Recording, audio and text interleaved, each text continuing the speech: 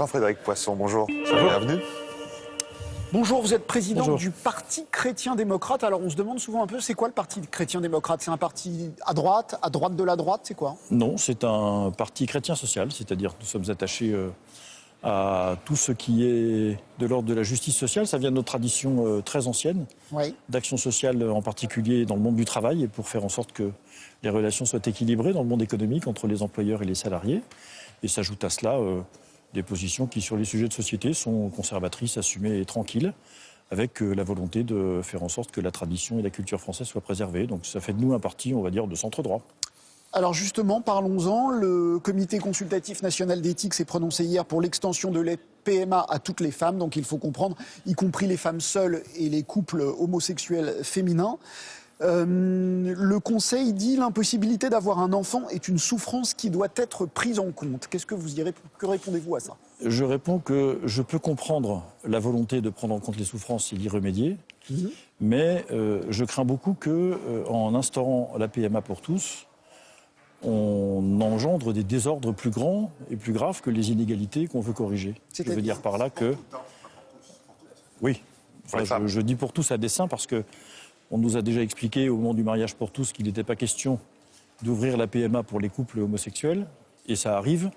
On nous explique aujourd'hui que la PMA pour tous n'ouvrira évidemment pas à la légalisation des mères porteuses, mais si on applique le même principe d'égalité entre tous les couples, il va bien falloir un jour, il va bien falloir un jour assurer l'égalité des couples homosexuels masculins. Donc la PMA en elle-même pour toutes ne vous choque pas? Si, je vous le dis pour cette raison, parce que par ailleurs, ça c'est sur les conséquences, mais par ailleurs, on fait beaucoup de cas du désir d'enfant des femmes, que je comprends, évidemment. On fait assez peu de cas du désir de père que pourraient avoir les enfants qui seraient nés sans en avoir. Et je crois qu'il y a une inégalité profonde à faire en sorte que des enfants naissent et qu'ils soient à jamais privés de papa. C'est quelque chose à quoi nous devons réfléchir. Mais l'amour est le même. L'amour dans un couple homosexuel peut être le même que dans un couple hétérosexuel. Cher monsieur, je ne juge pas de l'amour et vous ne m'avez jamais entendu venir sur ce terrain. Je ne juge pas de la capacité éducative des couples homosexuels. Vous ne m'avez jamais entendu non plus venir sur ce terrain.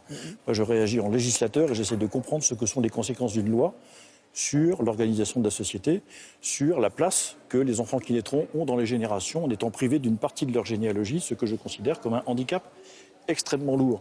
Et pour moi qui viens d'une famille déstructurée et blessée malheureusement comme beaucoup de Français, je sais ce qu'est l'absence d'un parent, qu'elle soit physique, relative ou symbolique.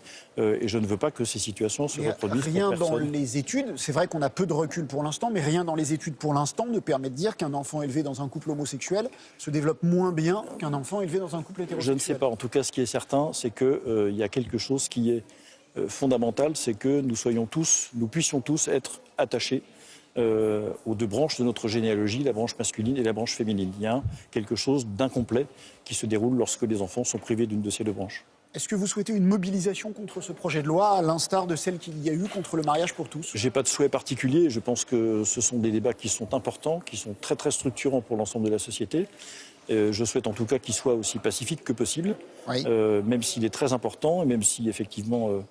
il y a une forme d'énergie déjà, pour ne pas dire davantage, dans les propos qui sont échangés. Il y a probablement une matière, en tout cas, mobilisation des personnes qui, il y a quelques années, se sont mobilisées contre le mariage pour tous, parce que c'est la même filiation, en réalité, c'est le même sujet. Autre sujet, la France n'a pas autorisé l'Aquarius à accoster à Malte, mais accueillera 18 des 58... à Marseille, pardon. Le bateau ira à Malte, la France accueillera 18 des 58 migrants qui sont à bord. Est-ce que c'est la bonne réponse? En gros, on n'accueille pas toute la misère du monde, mais on y prend notre part. Non, je ne peux pas être satisfait de ça, pour deux raisons. La première, c'est qu'on ne peut pas jouer avec la vie de 58 personnes qui sont sur un bateau et à le laisser au milieu de la mer en tournant en rond indéfiniment. Puis pourquoi pas, que fallait-il faire? Qu'est-ce que la France devait Il fallait faire accueillir ces 58 personnes. Il fallait accueillir à Marseille. Oui. À Marseille ou ailleurs, peu importe, il fallait accueillir ces 58 personnes, premièrement. Mais deuxièmement, faire en sorte que les provocations illégales incessantes d'Aquarius et de l'ONG qui l'anime, cessent. Le bateau n'a plus de pavillon, si je comprends bien, donc il fallait la raisonner une fois qu'il est arrivé à Marseille, parce que il va falloir un jour se demander comment il se fait que des personnes puissent considérer comme nécessaire de prendre le risque de se noyer au milieu de la mer en quittant leur pays pour aller ailleurs. C'est l'hypocrisie la première que je dénonce. Il n'y a pas plus d'aide au développement des pays qui sont l'origine des migrations que de beurre en broche. Il n'y a pas de hotspot pour accueillir les migrants au bord de la Méditerranée, contrairement à ce qu'Emmanuel Macron nous avait promis.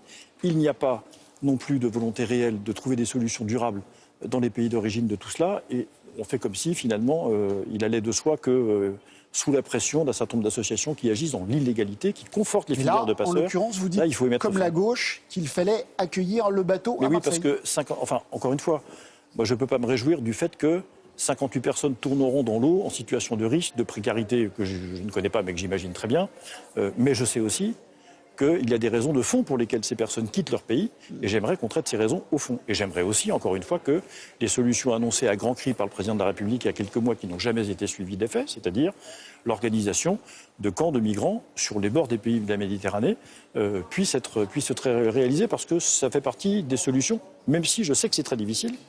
Et pour avoir visité moi-même des camps de réfugiés au nord de la Méditerranée, en Libye en particulier, il y a maintenant 2 ans et demi, je vois bien dans quelles conditions, ils sont aussi accueillis dans ces pays-là. Donc il faut tenir tout ensemble, mais la solution qui a été choisie est la pire de toutes. Merci beaucoup.